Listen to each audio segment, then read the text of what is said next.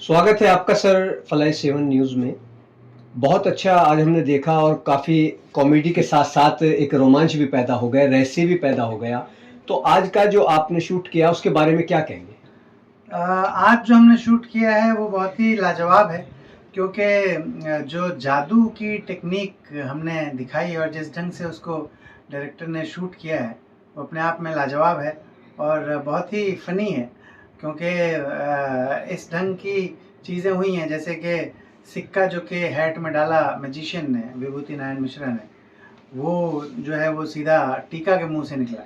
तो ये बहुत ही फ़नी लेवल पे इसको बनाया गया है और मैंने ही एक्चुअली जादू के ट्रिक्स सिखाए हैं विभूति को, क्योंकि विभूति को कुछ आता वाता तो है नहीं, वो महान अल्लाह आदमी है। लेकिन मैं बहुत बड़ा जादूगर भी हूँ और सक्सेना तो आपको पता ही है कि दुनिया का हर काम करता है।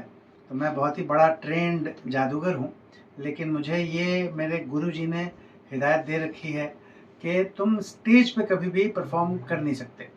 तो इस वजह से मैं स्टेज पे तो परफॉर्म करता नहीं हूँ, पर ये बात विभूति को पता चल जाती है और विभूति मुझसे आके बोलते हैं कि तुम तो स्टेज पे परफॉर्म कर नहीं पाओगे, तो मुझे सिखा दो, मैं करूँगा ये जो 31st का कार्यक्रम है उसमें। तो मैं सिखा तो देता हूँ, पर मंत्रों के साथ वो एक बहुत बड़ी गड़बड़ कर देते हैं और उस गड़बड़ की वजह से हमारी अंगूरी भाभी माँ जो है वो गायब हो जाती हैं।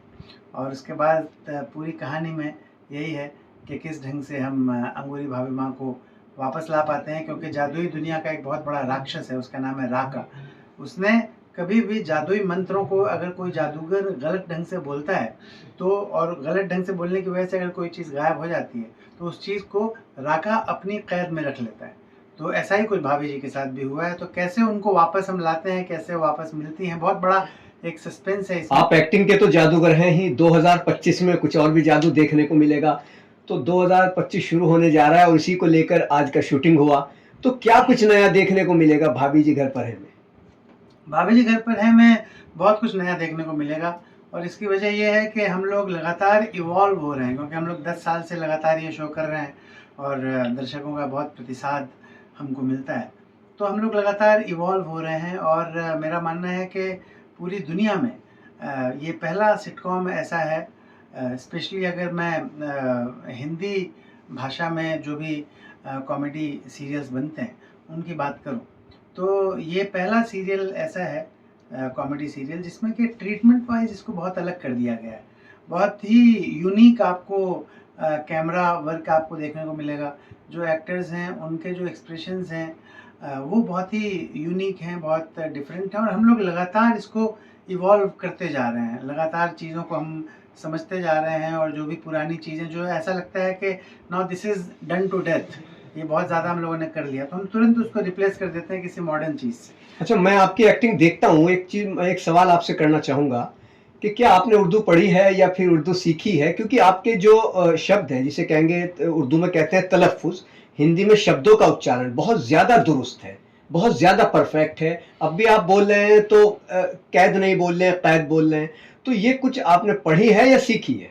हाँ, मैंने उर्दू ज़बान जो है उसको मैंने उस पे काफ़ी ध्यान दिया है, क्योंकि मैं बचपन से मेरे घर में साहित्य का माहौल था। मेरे पिताजी बहुत बड़े कवि थे, बहुत बड़े पोएट थे। हमारे घर में हर हफ्ते कवि गोष्ठियाँ हुआ करती थीं और अदबी महफ़िलें?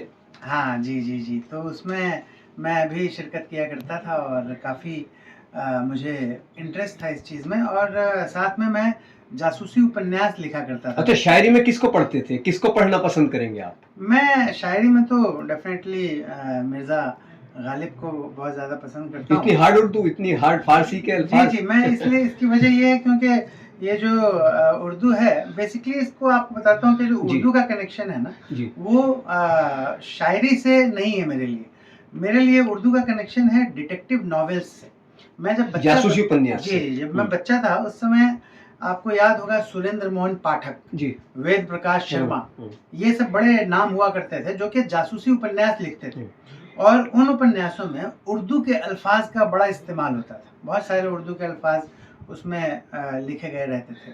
तो इस वजह से क्योंकि मैं उन उपन्यासों को पढ़ता था और फिर मुझे ऐसी लत लगी कि मैंने उपन्यास खुद ही लिखना शुरू कर दिया और अरे! बचपन में कुछ 12-13 साल की उम्र में मैंने 3 जासूसी उपन्यास लिखे थे। तो मुझे बहुत ज़्यादा मज़ा आता था। तो क्योंकि जासूसी उपन्यास लिखना था और वो ट्रेंड था, वो उर्दू के जी।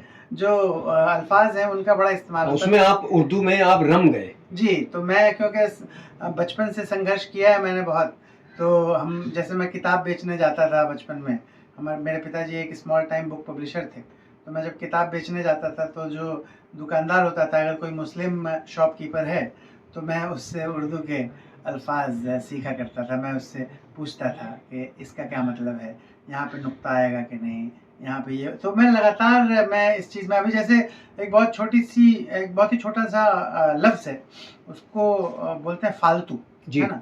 अब आपको ध्यान होगा कि इंडिया में बहुत सारे ऐसे लोग हैं जो फालतू बोलते हैं, जी, जी। पर फालतू वर्ड है ही नहीं कहीं। फालतू है ही नहीं, सिर्फ जी, फालतू है। फालतू है, फे से। हाँ, वो फ है, फ के नीचे नुक्ता आएगा और जी। फालतू होगा वो। हुँ। तो ये छोटी-छोटी गलतियाँ करते हैं लोग, और आजकल तो लोग वैसे भी जैसे एक लफ्ज़ है लहजा, उसे मैं देखता हूँ 90% लोग लहज़ा बोलते हैं, जबकि लहज़ा कुछ है ही नहीं है। एक और है ताज़ा। जी। तो ताज़ी हवा कभी नहीं होती, ताज़ी वर्ड हो ही नहीं सकता। जी, जी। वो ताज़ा ही होगा, ताज़ा खबर, जी, जी। है ना? हम बोलते हैं ताज़ा खबर आई है। उसे मेल फीमेल कर दिया लेकिन। हाँ, तो उसमें ताज़ी है ही नहीं कुछ। तो ऐसा ही है, तो मुझे मज़ा आता है अगर ज़बान अच्छी हो, और एक्टर के लिए तो ये और बहुत उर्दू से आपकी मोहब्बत ने आपकी एक्टिंग को निखार दिया, ये मैं कहना चाहूँगा। बहुत-बहुत शुक्रिया जनाब आप। तो आप हमारे ये लास्ट का एक सवाल ऑडियंस के लिए कुछ कहना चाहेंगे? 2025 आ रहा है।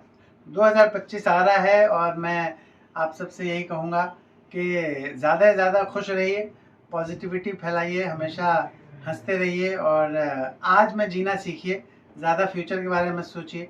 Just live for the day, live in the moment, and keep watching. भाभी जी घर पर हैं। शुक्रिया। I like it.